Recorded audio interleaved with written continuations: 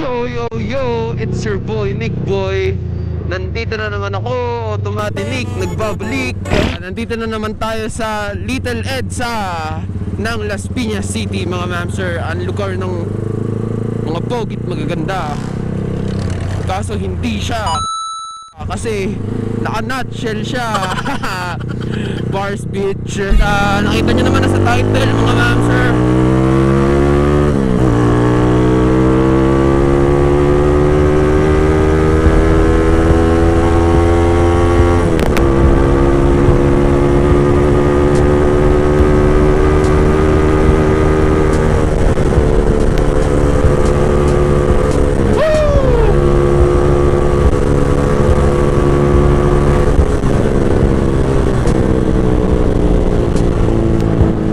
Papunta tayo ngayon sa Barak Clothing. Whoop whoop! Barak Clothing! Oh, sasali tayo sa bago nilang pamilya, mga mamsir. Got family. And ayun nga, naimbitahan tayo ni Boss Barak. Kung alam niyo naman, ang Barak Clothing ay isa sa mga pinakamalalaki, isa sa mga pinakasikat, isa sa mga pinakabigatin na clothing lines ngayon dito sa Pilipinas, mga mamsir, pagdating sa mga riding jerseys. Grateful tayo kasi ngayon ko nalaman, ngayon ko na-realize na wala sa number of subscribers yung mga magtitiwala sa'yo. Kung magaling ka makisama, dun sila magtitiwala sa'yo. So ayun, alam niyo naman si Barak ang nag-sponsor kay 01 Moto, kay Jax the Dax Moto Vloggers, and kung kani-kanino pa. Malalapit natin silang kaibigan, and makakasama rin natin sila dun sa bagong pamilya na yon. Barak Clothing! Hi, traffic! Ang simoy ng hangin sa akin ay lumalamig na. Hindi ko alam yung papuntahin na Barak. First time ko doon. And tingnan natin kung accessible yung place niya, mga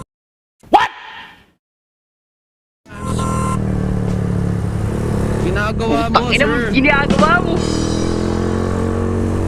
Titignan natin kung accessible yung place niya or yung shop niya, mga mamsir, kung madaling matunton. And tara, samahan niyo ako. Whoop!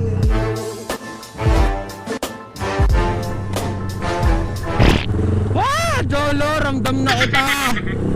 Motor kada! Dito pala kayo dumadaan, hayop. Puro truck. Buti na lang naka-V-lane tayo. Ah! Dito ba talaga daanan na ito? Puro truck. Ah!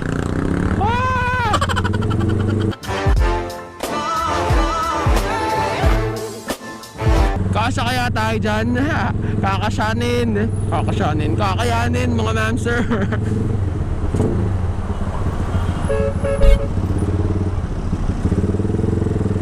Kasya tayo dito.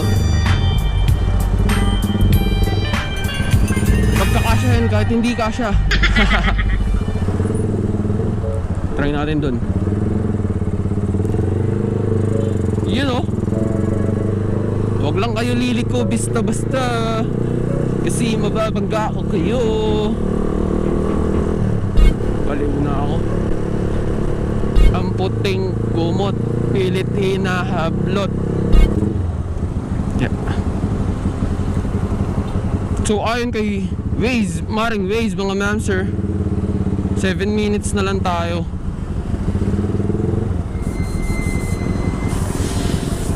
Sana malapit na. You know,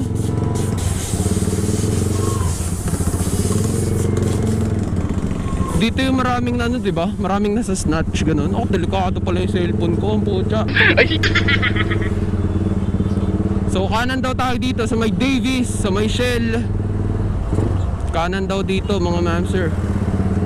Okay, kanan.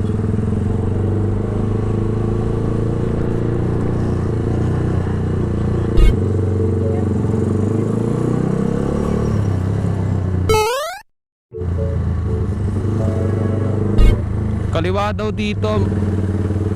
Kung meron dito. Nasaan ako? Kahit maraming beses na akong binibigo ni Maring Waze, okay lang. Nasaan na ako nito?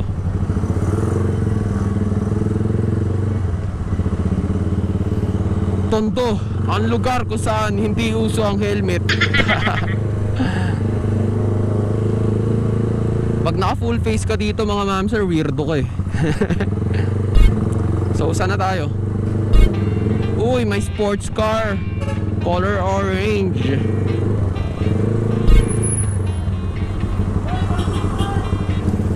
Ferrari na kulay orange. Orange ba to? Red? Nakababa kasi yung visor ko eh.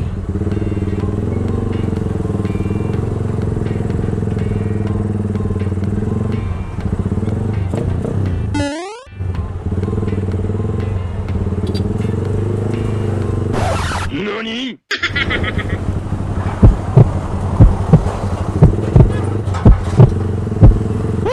Kabado 20. Saan na? Yun oh. Para clothing. Whoop. Para clothing. Sana nandito na si boss.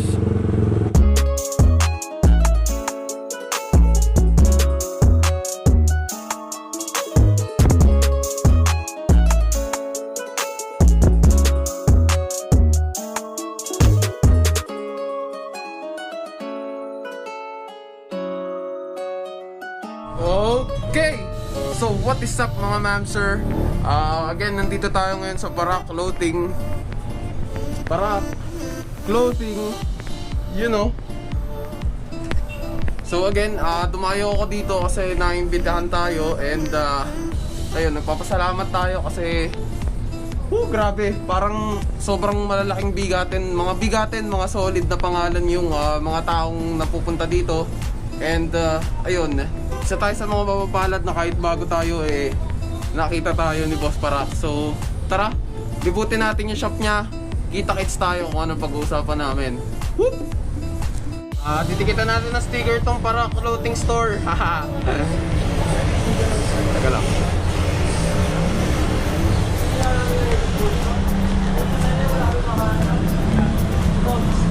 Tikit natin dito kay Boss Arch.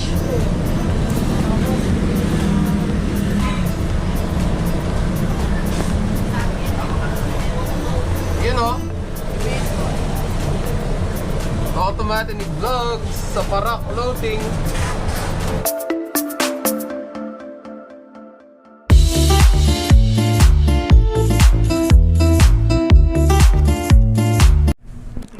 So yun mga ma'am sir, nandito again tayo sa Para Clothing, you know.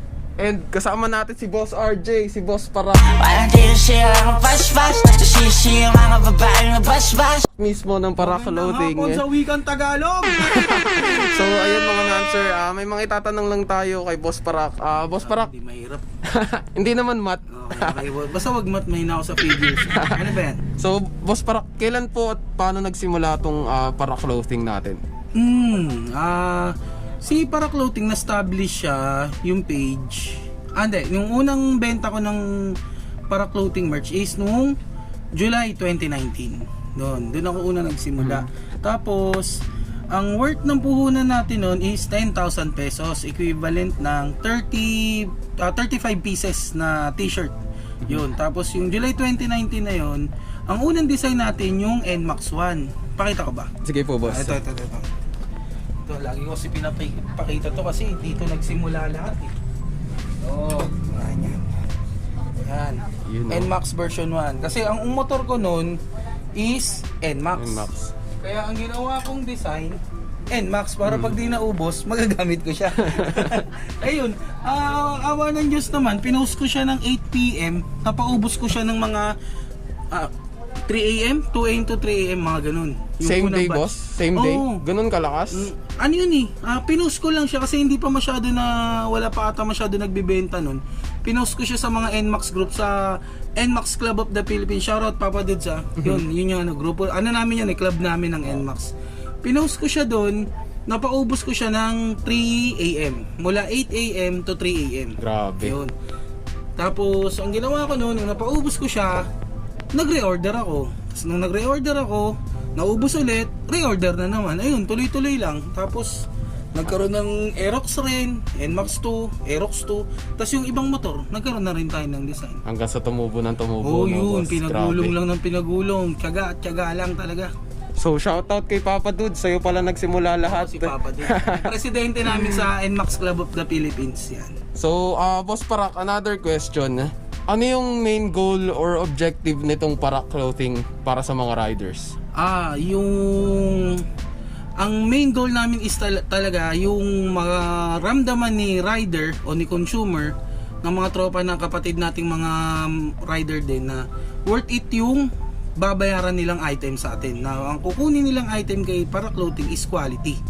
Na presko sa katawan, maganda yung print, premium materials, maganda yung ink. Dun, pagka nakita kasi nila na maganda yung outcome ng product natin, ang syempre tendency nun, recommendation, bibili ulit, i-refer ka sa iba, yung mga ganun. Okay, and last question, Boss Parak. Kailan nagsimula itong napakagandang shop nyo? Ay, ito, bago lang to. Na-establish to August 20, 2020, this year. So August, September, October, November. Magti 3 months pa lang tayo yung physical store natin. Pero si Parak Clothing, 1 year mahigit na siyang existing sa market. So tapos etong shop 3 months. Yun. And meron pa pala akong pahabol, Boss Parak. So dun sa community ng riders nyo na binubuo, anong balak nyo dun? Anong nais nyong mangyari dun sa mga lupon or mga tipon-tipon na mga riders na binubuo natin dun sa Parak Clothing? Ang layunin ko kasi dun talaga, una, yung nakakatuwa kasi yung bawat rider, yung kapatiran, yung alam mo, di ba? Kunyari, pupunta tayong Tagaytay, pag nagra-rides tayo, pag may nakita tayong mga rider din katulad natin, nagbubusinahan, peace sign, nagbibigay, kumaga respeto, na hindi man natin kilala ang isa't isa, mararamdaman bilang isang rider, mararamdaman mo, kumbaga yung simpatsya mo bilang rider nandun, na mararamdaman mo para kayong magkakilala, magkapatid. Ano pa kaya kung kunyari parehas kayong parehas makita nyo na consumer kayo ni Parak Clothing, lalo yung tinatayo natin na Royal Platoon na kung tawagin. Yun, kaya yung lahat ng mga consumer natin na bumibili ng Parak Clothing merch, consider as Royal Platoon yun. I see. So, yun mga ma'am sir, narinig natin first hand kay Boss RJ and kay Boss Parak kung saan nagsimula, paano nagsimula, and kung ano yung layunin ng Parak Clothing. Ako personally, nakita ko yung mga designs nila, nakita ko yung kung paano nila gawin yung mga damit na ginagawa nila ma'am sir, and grabe, wala akong masabi. Nandito ba sila Red Sweet? Nandito ba sila Jolo? Kung wala lang. So, kita tayo sa daan mga ma'am sir. Mag-uusap-usap muna kami ng mga detalye ni Boss RJ. And once again, nagpapasalamat tayo sa Parak Clothing. Abangan nyo. So syempre, pag nag-content nyo, tulad niya, Skype po, magaganda yung makikita nila sa video. At saka hindi ka na yung nag-hard sell dun sa mga groups natin, no, boss? Kasi hindi nga ako nagbibenta dun eh. Ang type of promotion mo is pinapa-fill mo dun sa mga tao na pinapag-promote mo. Saka ang ginagawa namin, diskarte namin dyan, pinopost namin yung kaya ako gumawa ng group, pinopost namin sa page yung mga bumibili, tapos sa group naman wala kaming sinasabihan doon kung saan sila nagpo-post nun. So makikita ng mga nandun na so ang dami bumibili nun, yung mga ganun ba? Ganda ng design na ito, ano? Marketing na ginagawa namin. Hindi kami yung bili kayo nito. Apo. Basta post lang kami ng post sa halimbawa pag may bumili, reseller, doon namin pinopost. Hindi doon yung sa group doon nagpo-post doon. Ang nangyayari parang yabangan sila ng design sila, pero in a good way. May bagong design. Po-post, pipicturean nila Red Sweet. Tapos po-post nila doon sa group. Yun na yung pinaka-marketing namin. Wala po, boss. Tingnan mo nga po yung bag ko, boss. Tad-tad ng putik ko. Kasi walang fender eh. Maski nga plaka, wala eh. 0-1. So yun mga ma'am sir, nagpapasalamat tayo sa Parak Clothing. Teka, hindi ko makita eh. Nagpapasalamat tayo sa Parak Clothing mga ma'am sir sa mainit na pagtanggap nila sa atin. And kita tayo sa daan, re-reviewin ko tong damit nila mga ma'am sir.